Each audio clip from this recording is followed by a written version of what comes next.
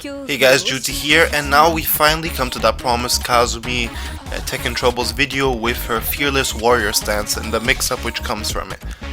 Just as I hinted at of my fuzzy guard video and the Paul video of the forward forward 2, this too is as well not a true mix-up. So let's get into the meat of why that is so.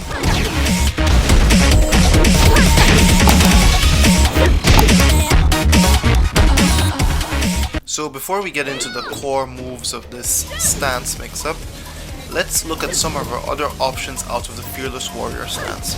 First up being the 1+2, this is extremely steppable in both directions. Preferably you'd want to go right though because that is her weak side. So side step, side walk to the right. Next option is her 3+4. She got this move I believe in season 3 and it's a wall carry move, so you're not going to see that often. It is also steppable, however it does need to be a bit more precise with its timing. You're not going to see that often outside of combos for wall carry, and it's also -15 on block. Next up we come to the slow variants in this stance. The first one being the grab, the 1+3. This is a special mid grab. It tracks fairly well to both sides, however it is slow, so it can be interrupted of course, but keep that in mind, it's also not breakable.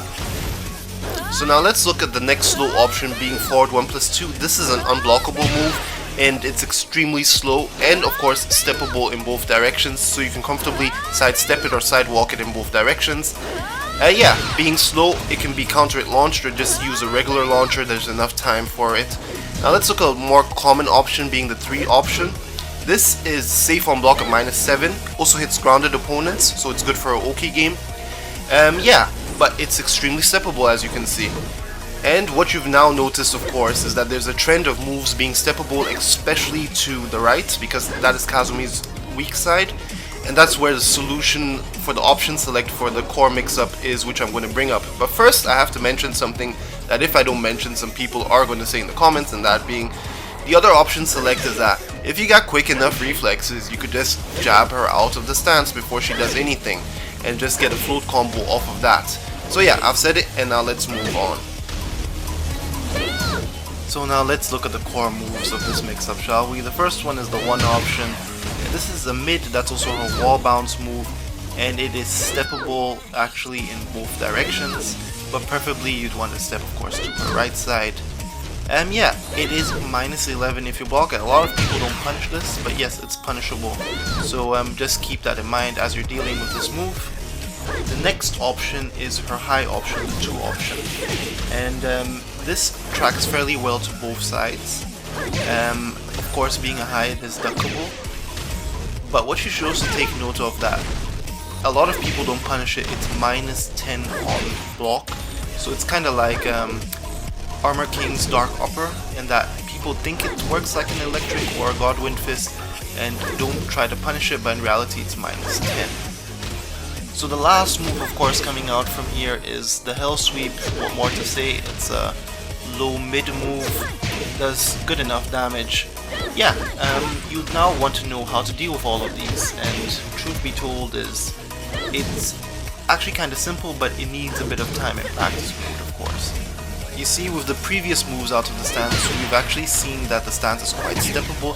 However, with these 3 core moves, that's not really the case. Only the mid is quite steppable, the rest actually track quite well. So how do we deal with this? Yes, the solution actually is simple, and that being sidestep right, or preferably sidewalk right into a crouch guard.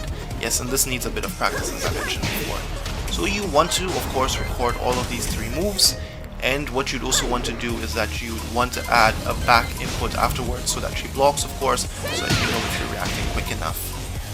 So why this works of course is because you are sidewalking or stepping to the right to avoid the mid, and if you're quick enough you go underneath the high, and then because you're already crouch guarding you automatically block the low.